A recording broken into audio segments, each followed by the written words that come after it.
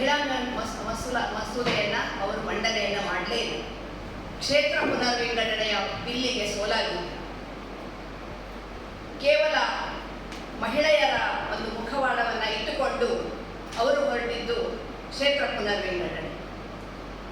ಅದಕ್ಕೆ ಸೋಲಾಗಿದೆ. ಯಾಕಂದರೆ ಅವರಿಗೆ ತಮ್ಮೆಲ್ಲರಿಗೆ ಗೊತ್ತಿದೆ, ಯಾವಾಗ ನಾರಿ ಶಕ್ತಿ ವಂದನ ಅಂತ ಪ್ರಧಾನಿಯವರು ಮಹಿಳೆಯರನ್ನ ಒಂದು ಏನೋ ಉಪಕಾರ ಮಾಡುವ ಹಾಗೆ ಅವರಿಗೆ ಮಾಡುವ ಮನಸ್ಸಿದ್ರೆ 2014ರಲ್ಲಿ ಸಂಪೂರ್ಣವಾಗಿ ಅವರದ್ದೇ ಸರ್ಕಾರ ಇತ್ತು.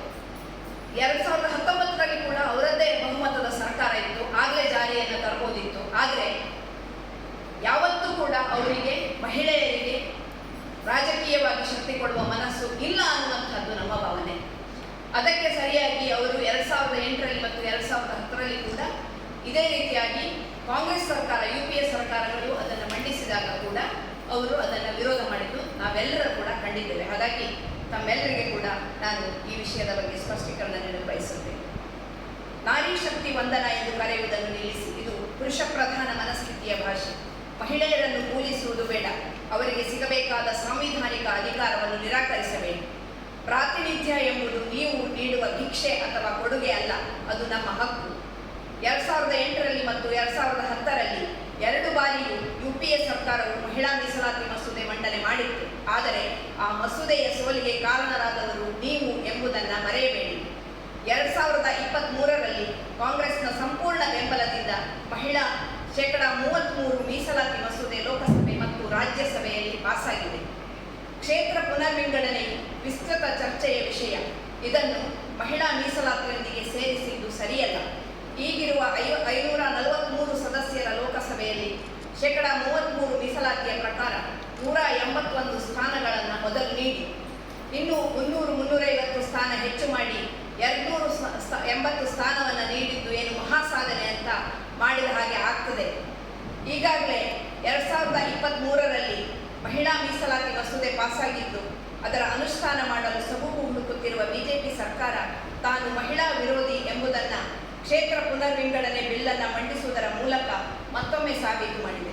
ಬೇರೆ ಬೇರೆ ರಾಜ್ಯಗಳಲ್ಲಿ ಚುನಾವಣೆ ನಡೆಯುತ್ತಿರುವ ಸಂದರ್ಭಗಳಲ್ಲಿ ಜನರ ದಿಕ್ಕು ತಪ್ಪಿಸುವ, ಮಹಿಳೆಯರನ್ನು ಭಾವನಾತ್ಮಕವಾಗಿ ಕೆರಳಿಸಿ ಕಾಂಗ್ರೆಸ್ ವಿರುದ್ಧ ಮಹಿಳೆಯರನ್ನು ಎತ್ತಿಕಟ್ಟುವ ಪ್ರಜಾಪ್ರಭುತ್ವ ಮತ್ತು ಸಂವಿಧಾನ ವಿರೋಧಿ BJP ಮತ್ತು ಮೋದಿ ಟೀಕೆ ಸೋಲಾಗಿದೆ. 2011ರ ಜನಗಣತಿ ಆಧಾರದಲ್ಲಿ ಕ್ಷೇತ್ರ ಪುನರ್ವಿಂಗಡಣೆ ಮಾಡಿ ಉತ್ತರದ ಕೆಲವೇ ರಾಜ್ಯಗಳಿಂದ ಕೇಂದ್ರ ಸರ್ಕಾರವನ್ನು ರಚಿಸಿ ದಕ್ಷಿಣದ ರಾಜ್ಯಗಳಿಗೆ ಅನ್ಯಾಯ ಮಾಡ ಹೊರಟ ಕೇಂದ್ರ BJPಗೆ ತೀವ್ರ ಮುಖಭಂಗವಾಗಿದೆ. ಈ ಮಸೂದೆಗೆ ಪೂರಕವಾಗುವಷ್ಟು ಮತದ ಕೊರತೆ ಇದೆ ಎಂಬ ಅರಿವು BJPಗೆ ಮೊದಲೇ ಇತ್ತು. 543 ಸದಸ್ಯರು ಹಾಜರಿದ್ದರೂ 2/3 ಬಹುಮತ ಅಂದರೆ 362 ಸಂಸದರ ಅನುಮೋದನೆ ಬೇಕಿತ್ತು. BJP ಮತ್ತು ಅದರ ಮಿತ್ರ ಪಕ್ಷಗಳು 293 ಸದಸ್ಯರ ಬಲ ಹೊಂದಿದೆ. ಹಾಗಾಗಿ ಮಹಿಳಾ ಮೀಸಲಾತಿಯ ಸೋಗಿನಲ್ಲಿ ಕ್ಷೇತ್ರ ಪುನರ್ವಿಂಗಡಣೆ ಮಾಡಿ ಮುಂದಿನ ಚುನಾವಣೆಯಲ್ಲಿ ಕೆಲವೇ ರಾಜ್ಯಗಳಿಗೆ ಪ್ರಾತಿನಿಧ್ಯ ನೀಡಿ ತನ್ನ ಸರ್ಕಾರವನ್ನು ಭದ್ರ ಮಾಡಿಕೊಳ್ಳಲು ಹೊರಟ BJPಗೆ ಸೋಲಾಗಿದೆ. ಸಂವಿಧಾನಕ್ಕೆ ಜಯವಾಗಿದೆ. ಕೇಂದ್ರ NDA ಸರ್ಕಾರ ಈ ಕೂಡಲೇ ಸರ್ವಪಕ್ಷದ ಸಭೆ ಕರೆಯಲಿ. 2023ರಲ್ಲಿ ಪಾಸಾದ 33% ಮಹಿಳಾ ಮೀಸಲಾತಿಯನ್ನು ಯಾವುದಕ್ಕೂ ತಳುಕು ಹಾಕದೆ ಮುಂದಿನ ಚುನಾವಣೆಗೆ ಜಾರಿಯಾಗಲೇಬೇಕು. ಈಗಿರುವ 543 ಸ್ಥಾನಗಳಲ್ಲಿ 181 ಸ್ಥಾನಗಳನ್ನು ಮಹಿಳೆಯರಿಗೆ ಪುರುಷರು ಬಿಟ್ಟುಕೊಟ್ಟಾಗ ಮಾತ್ರ ನಾರಿ ಶಕ್ತಿ. ಇಲ್ಲವಾದರೆ ಅಧಿಕಾರಕ್ಕಾಗಿ ನಾರಿಯರನ್ನು ಬಳಸಿಕೊಳ್ಳುವಂತಹ BJPಯವರದ್ದು ದುಷ್ಟಶಕ್ತಿ. ಚಿಂತನೆ ಮತ್ತು ಆ ಆಸೆ ಅವರಲ್ಲಿ ಇಲ್ಲ.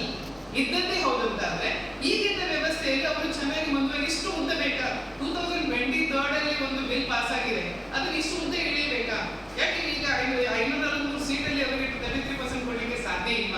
ಮುಂದೆ ಕ್ಷೇತ್ರ ವಿಭಜನೆ ಆಗ್ಬೇಕಾದಾಗ ಆಗಲಿ, ಯಾವುದೇ ವಿಚಾರಗಳು ಚರ್ಚೆ ಆಗಬೇಕು, ಡೆವಲಪ್ಮೆಂಟ್ಗೆ ಏನ್ ಬೇಕು ಅದೆಲ್ಲದೂ ಆಗ್ಬೇಕು, ಅದು ವಿಸ್ತೃತವಾಗಿ ಚರ್ಚೆ ಆಗ್ಬೇಕು. ನಾನೇ ಏಕಾಏಕಿಯಾಗಿ ಬಿಲ್ ತಂದು ಇದಕ್ಕೆ ನೀವು ಅನುಮೋದನೆ ಕೊಡಿ ಅಂತ ಹೇಳಿದ್ರೆ ಯಾರಾದ್ರೂ ಹೋಗ್ತಾರ? ಅಲ್ಲಿ 543 ಎಲೆಕ್ಷನ್ ಆಯ್ತು ಅಂತಂದ್ರೆ ಕಾಂಗ್ರೆಸ್ನವರು BJP 151 ಕೊಡ್ಬೋದು. ಹೆಚ್ಚಿಗೆ ಮಾಡಿ ಅಂದ್ರೆ ಪುರುಷರಿಗೆ ತನ್ನ ಸ್ಥಾನಗಳನ್ನು ಬಿಟ್ಟುಕೊಡ್ಲಿಕ್ಕೆ ಮನಸ್ಸಿಲ್ಲ ಅರ್ಥ ಅಲ್ವಾ?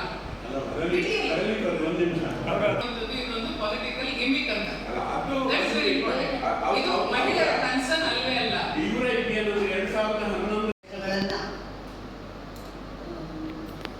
ಒಟ್ಟುಗೂಡಿಸಿ ಅದರ ಪ್ರಕಾರ ಮಹಿಳಾ ಮೀಸಲಾತಿಯನ್ನು ತರಲಿಕ್ಕೆ ಹೊರಟಿರುವ ಕೇಂದ್ರ ಸರ್ಕಾರ ಈಗ ಆ ಬಗ್ಗೆ ಮೊನ್ನೆ ತಮಗೆಲ್ಲರಿಗೂ ಗೊತ್ತಿದೆ ಮಸೂದೆಯನ್ನು ಮಂಡಿಸಿದ್ದು.